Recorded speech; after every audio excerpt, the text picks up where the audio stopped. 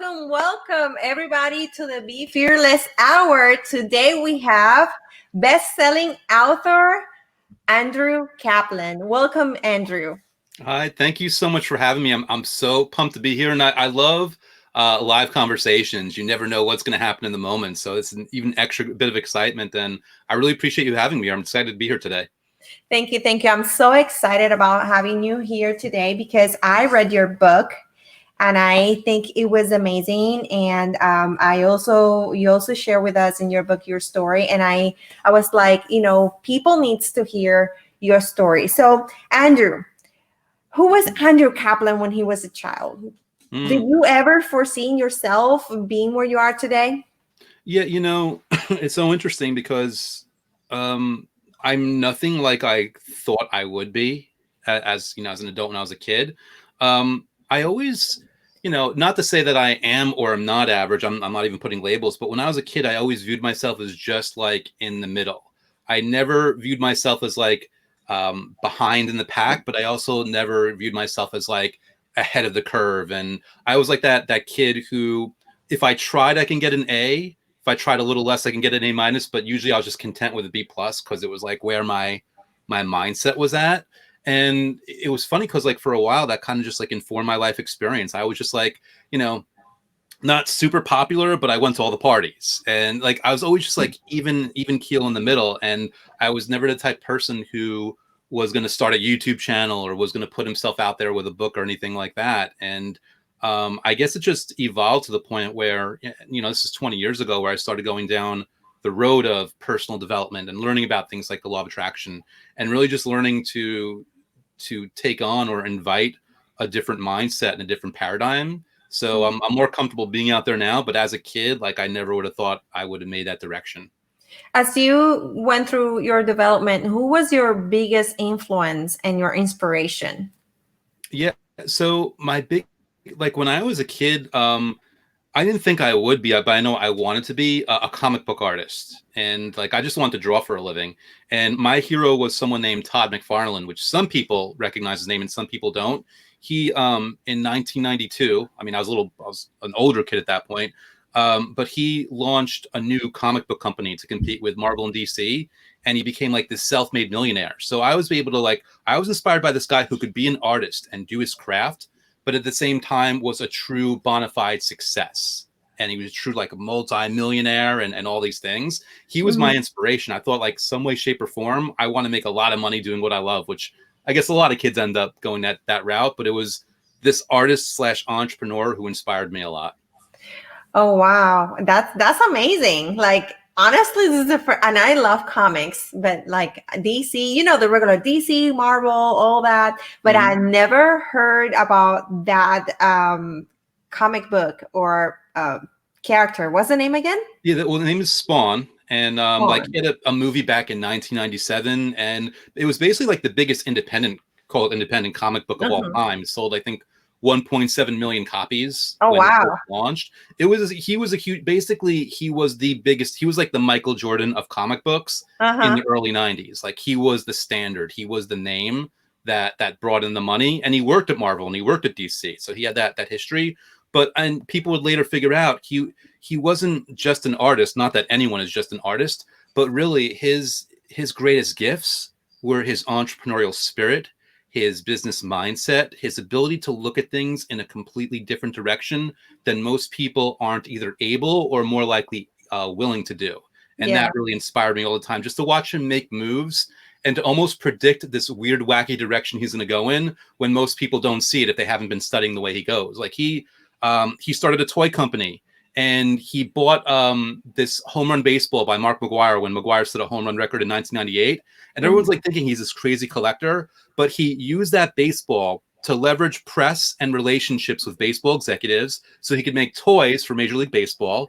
He leveraged that for the NFL toys, for the NBA toys. He's basically on these higher levels working to operate and leverage his business and his reach and impact through ways that most people don't think of. And it was always very inspiring to be so behind, but watch someone like that work and be inspired and do my own ideas and make my own directions in terms of how do I get my art out there. Exactly. And he's awesome. He really is. That's amazing. I'm already inspired by it. I will have to go and research it. But I love that you mentioned that and that you shared that with us today.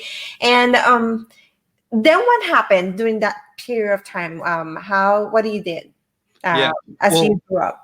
I hit a wall is what I did because my desire to be a comic artist did not was way past my talent level. Like I was not progressing the way I should have in order to operate, because I mean people take for granted, oh, it's just these funny pictures. Like you need real talent, real work, and you also have to be really fast. And it was clear that I wasn't progressing on that level. So I compromised. I'm like, I'm going to be a comic strip artist instead. Now we're talking Garfield. Now you only draw 3 panels a day, and the pictures don't have to be perfect. You know that, even though they still have to be good. And that governed my first business. The first business I ever did out of college was an art production studio trying to get a comic strip into syndication. Again, it didn't work out, but I did. I scratched that itch. So I got to say that I did this. I tried it. I never have to look back and regret wondering if I should have gone down that route, because I did, and it didn't work, which is fine. But an interesting twist and turn, we'll put it that way. Yeah, definitely. So things didn't went your way, and I mean, what was the worst situation that you went through, and how you overcome? Yeah, well, it's really interesting because the whole thing about that is how do I put this? The business, basically, I was relying on the comic strip to do something and to work in a certain way. And I actually learned about law of attraction in the middle of all this, but it was never reliable. And that's another funny way of saying what I realized later on is I wasn't reliable with it. I learned about it. I was excited. I would kind of try it out and it would start to work. And then I would stop. And there's a whole reason behind that, we as humans stop when we're ahead. But it came to a point where the business was falling flat on its face. And I was in a 3 relationship at that point, and I was not giving the relationship the energy and time that it deserved because I was so desperately struggling to keep the business going. And everything fell apart in 1 week. Like within actually 3 days, I decided to close my business. And like 3 days later, my girlfriend of 3 years doesn't speak to me in person, and she doesn't even call me. She texts me after 3 relationship to break up with me. And which is, obviously not a very good day and not a very good week. And I kind of tell people it's kind of like I lost like 90% of my life in just a few days. And that was where, like, obviously waking up depressed and down, like, what do I do? And I came to this like realization, like, listen, something's not working here. And I don't even know why, but I kind of came back to law of attraction, where I realized, when I actually do it, stuff does happen. If I don't stop, like, what would happen? And I almost got very stubborn and indignant. And I said, you know what? I know a lot of people like to set deadlines and they like to set specific goals, and more power to them. Me, I'm so pissed off and I'm so depressed. I don't care what happens. I don't care when it happens. I don't care how it happens. I don't care why it happens. All I know is I'm now going to go all in with this thing once and for all, because I've got nothing else to do. And when I say all in, I don't mean like every day, all day, because I understood human nature and knew that I wouldn't be able to keep that up. But I could do every day for 5 or 10 minutes, whether it's a gratitude exercise or a visualization or any of the things that I did in the past that started to work before I stopped. And I'll tell you, the results that I got were nothing short of miraculous. Like 2 weeks later, I feel better, which is saying a lot with a broken heart. I think anyone can relate. Like if you feel better after 2 weeks, you're doing something right. Yeah. 3 months later, I'm in a brand new relationship, a way healthier one, and I'm over my ex. 4 months later, I'm making more money than at any point in my life before that. And 6 months later, like everything in my life is different. I'm in the best shape of my life. I'm waking up happy and fulfilled and excited.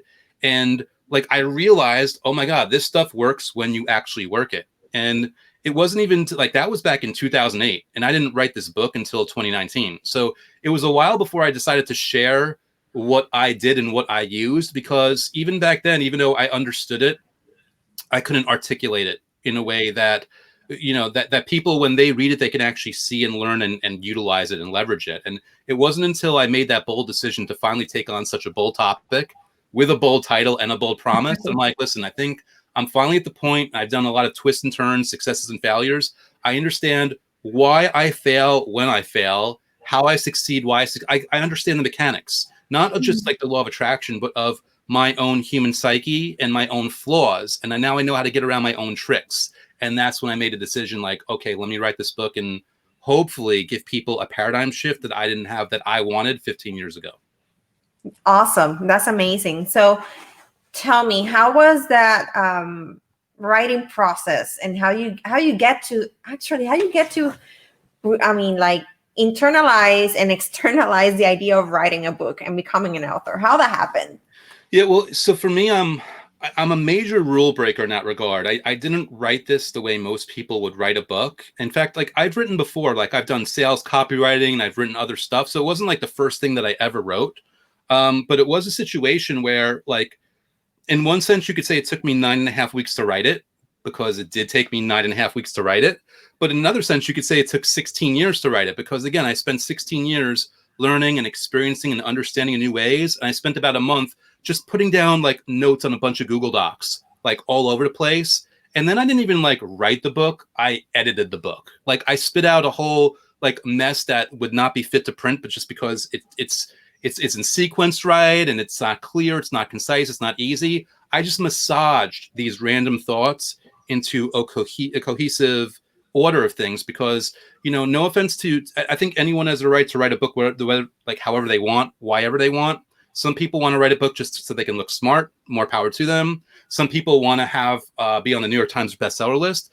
Me, I was viewing the book as an experience for the reader. Like, this isn't something that's going to make me look good. In fact, because an Andrew Kaplan already writes books, I didn't even use Andrew Kaplan. I used Andrew Kap because I didn't want to cannibalize his sales. But for me, it's like, can I write something that from page 1 to page 208, there is a sequence and a progression of the ideas, so that as it unfolds, things make more sense. People give themselves more permission to try it out.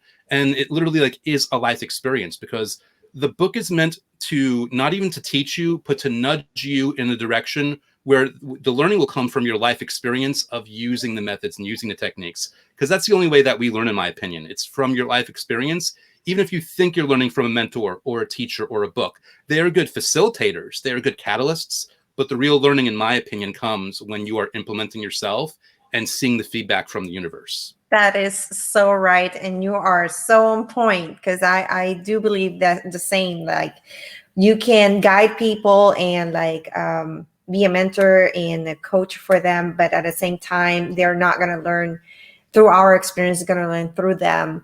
And that is so true. I got to read your book, and I have to say that I loved it. And you gave us so many techniques on how we can implement this into our lives and work with this daily. My favorite was the scripting, but I think you have your favorite, right? Yeah, well, the funny thing about the scripting, real quick, for, you know, for people listening that don't know what that is, that's basically just journaling your life in the present tense as if you're already living your dream life. And scripting is either really works for people if they like to write or like to type, or they can just speak it out loud. For me, while I do love scripting, and I even did an interview on my YouTube channel with someone who did scripting, not even learning from my book. She did it before she met me. She scripted her way to $1 million in like 16 months, which is a whole other cool story. So scripting, super valuable. My favorite technique specifically is the time lapse, just because I like gratitude methods. For me, that resonates the most with me and helps me connect most easily with just a good positive feeling, which is the whole key to everything anyway. Awesome. So what is time lapse, like, more in detail? Like, let's say if I want to do a time lapse right now, how would that work? Yeah, so time lapse is pretty easy, and I invite people listening to this just to try it, because hey, you're hearing it right now, it's for free, right? So time lapse is a gratitude method in the sense that you are going to list 15 things that you're grateful for. 5 of them are from your past, 5 of them are from your present, and 5 of them are things that you want in your future. And the hook to all this is all these are going to be worded in the present tense, even the future ones. And you're going to have this list of 15, and you're going to jumble up the list. And this is really important, because like maybe the first thing is a present, and then a past, and then a future, another present, another future. It's all jumbled up. And what you're going to do is you're basically going to go down this list, this jumbled list, reading each one, and just giving yourself 20 to 60 seconds to feel gratitude for whatever that item is. And the power behind this is that 2/3 of that list is real. It already exists, whether it happened already or it's happening right now. 2/3 of that list is in your three-dimensional reality, so that, you know, the enthusiasm and gratitude that you have, it can't be manipulated or replicated. Like, it's legitimate.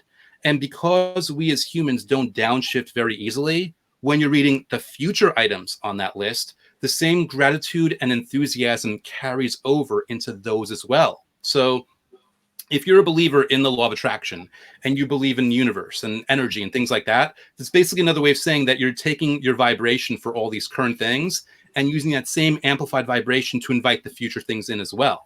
But if you don't believe in the law of attraction, this is still a win, because, you know, this is programming your subconscious mind. Just the way your subconscious mind is really resonating with those past and present things that you know are real, you're now putting that fuel into the future ones also, which is going to affect your subconscious mind, which is going to govern a lot of thoughts, actions, behaviors, and events in your life where you're going to get what you want. That's amazing. I love it. and I also love the way that you explain it. It's so easy, so simple. I love that. I love Thank that. you. So, Andrew, let me ask you a question. Why? I know I should have asked this at the beginning, but why law of attraction? Mm-hmm. You know what? For me, because it resonates. And I'm the first one, by the way, to say that even though I believe it's real and I've had plenty of evidence in my life, you don't need to believe in it in order to benefit from it. Again, going back to my explanation just now, the subconscious mind, I kind of view this as, like, for me, my reason is just because it worked. But I like to give people, like, the example of lifting weights to get muscles. So really quick, I'll give you a scenario here.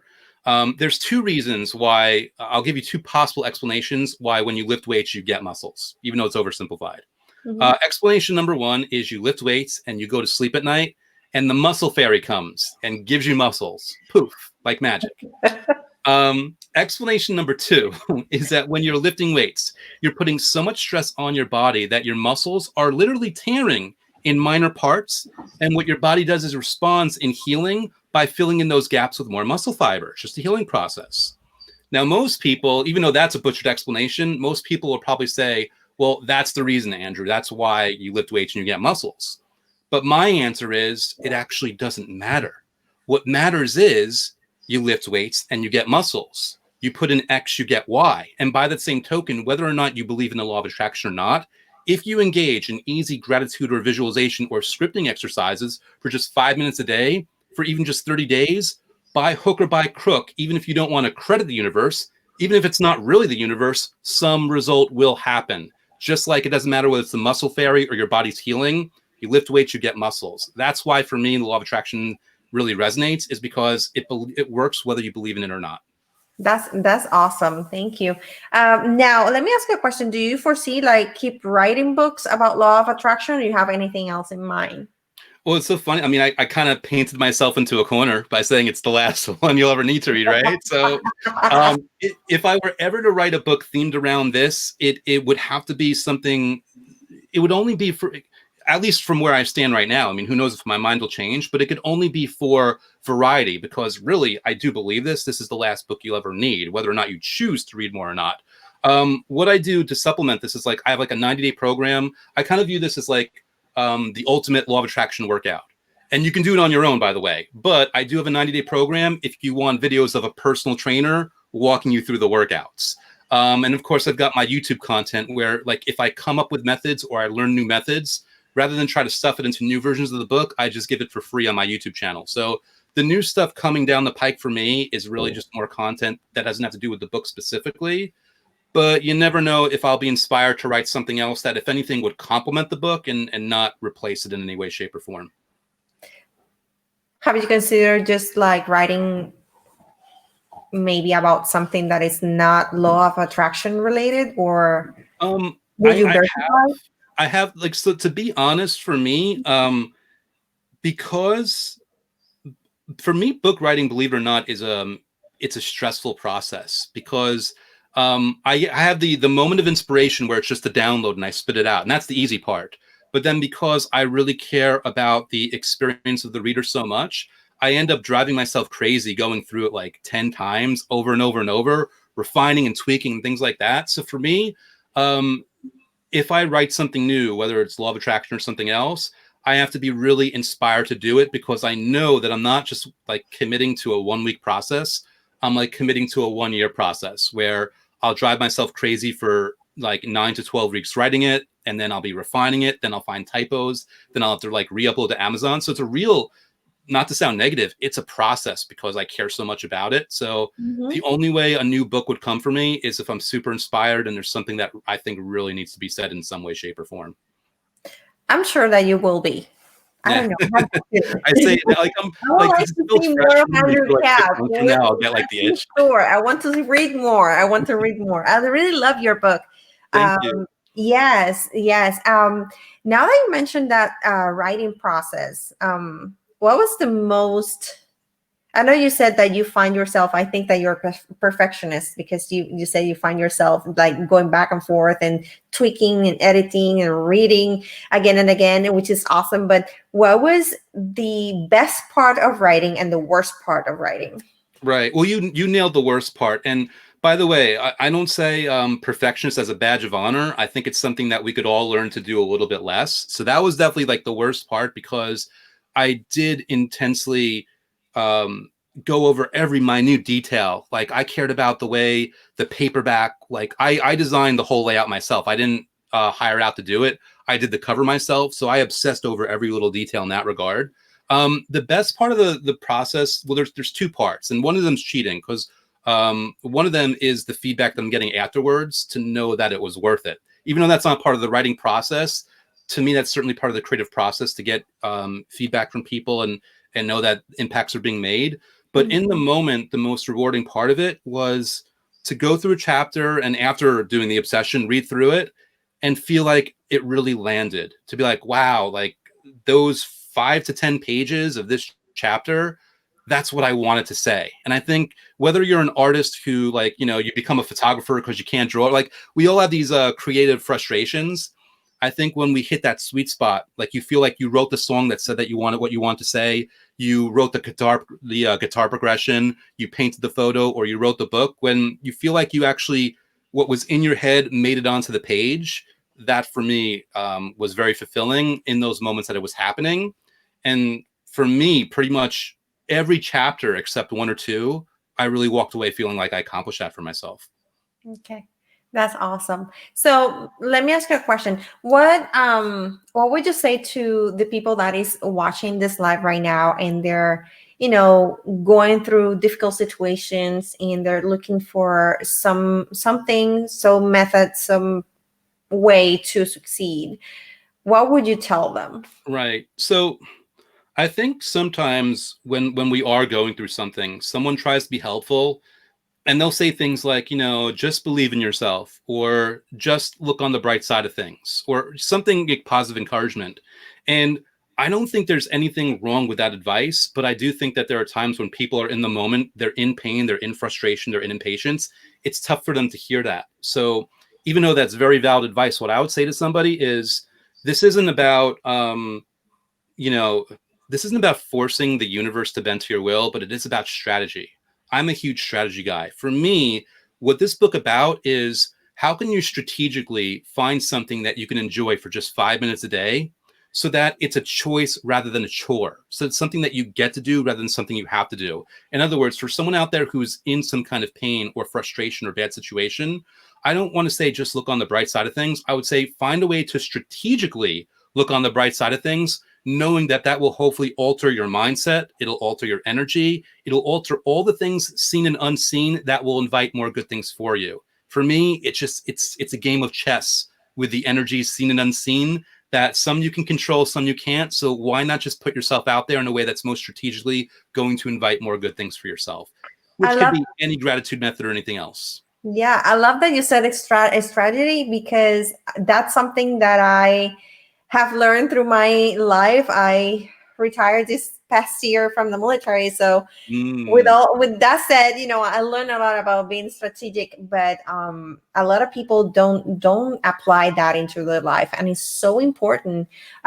for everything that we do. Either it is on our personal level or business level, even if we want to just, you know, lose that 5 pounds a week that we want, we have to be strategic about it and make a plan. And a lot of people just fail on that, and that's basically the cornerstone, right? Yes. For our success.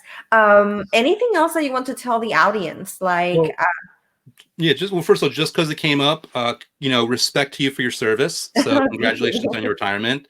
And I would just say, following that thread of what you were talking about, Eben Pagan, brilliant mind and a brilliant marketer, he would call it inevitability thinking. How do you set up the conditions so that your success or the result is inevitable? Which, again, for people listening out there, whether you buy my book or not, or you can go on YouTube and get things for free, try to find a method that you can enjoy every single day for just 5 minutes, because from an inevitability thinking point of view, it's just 5 minutes a day. Because even if I'm wrong or I'm deluded or I'm lying or whatever, you don't lose by doing those 5 minutes of gratitude, because at least you're departing from whatever stress you have for those 5 minutes. You're feeling good. You're releasing endorphins. You're doing something healthy physically, to say nothing for the fact that I believe you're also energetically inviting a lot better of a result. So really my advice to people is to find something that's fun and easy to do for 5 minutes, because then you've got a very simple daily habit with no pain, no frustration, no concern that you're doing it wrong, no possibility of messing up, and only an invitation and a guaranteed of some kind of win, whether you notice it right away or it comes down later on. Yes, I agree. Thank you for those words. Now that you mention, oh my God, I'm sorry, I got interrupted by my little fluff bug right here. No worries. Oh, by the way, well, since you got interrupted, another thing is, like, remember I was talking about strategy? Like, joy can be your strategy that leads to more joy. Having, like me, I was telling you before we hit the live button, like, I can't wait to have a dog of my own, because an animal brings joy into your life. So whether it's a dog, whether it's a loved one, a boyfriend, a girlfriend, even just your own solitude, whatever it takes to bring joy into your own life, invite that and bring that in, because that's where the real value is. Joy doesn't have to be a result. It can be your strategy that invites the result. Yeah, that's right. So what I was trying to ask you or say, it was that sometimes we start working with the law of attraction, and like you said, using joy. I love to feel myself happy and foresee myself happy all the time, but sometimes we also make excuses to ourselves and kind of block that energy and block that real happiness for coming into our lives and manifesting. So what will be a good thing to do to avoid those blockages? Well, I think the key thing to do is to understand where the blocks are coming from, because then you diffuse them, then you deprive them of their power. And to borrow something from the book, what I like to teach people is, like, we have three minds. We've got the conscious and we've got the subconscious, and right in the middle we've got the ego, or what I define as the ego. A clinical psychologist probably won't share the definition. And the ego is stronger than the conscious mind, which is where all these problems are coming from, but the subconscious is stronger than everything.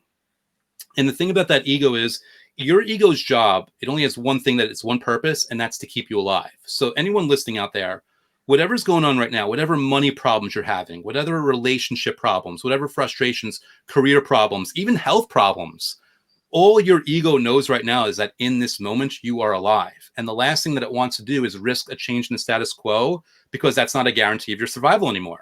So even if you want to be like rich and famous right now, how does the ego know that when you become famous, you won't get stalkers, which is a threat to your survival?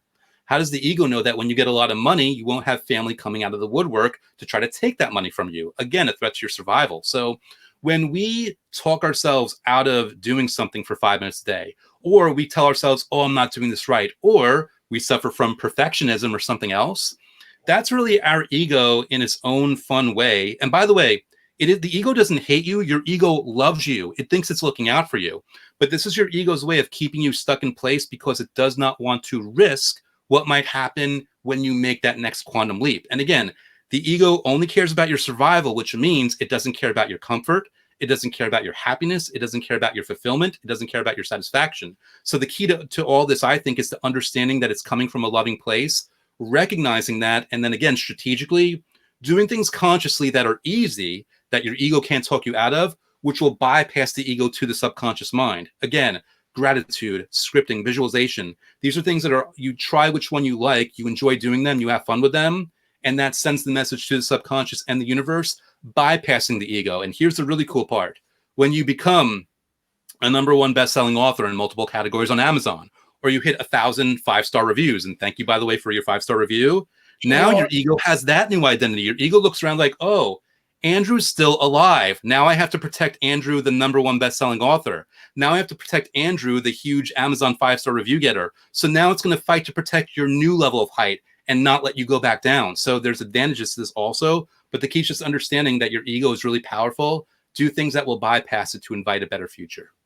That's awesome. Thank you so much for those words. I really enjoy having you today here. Do you have any upcoming projects? You said that you have a course that you give out.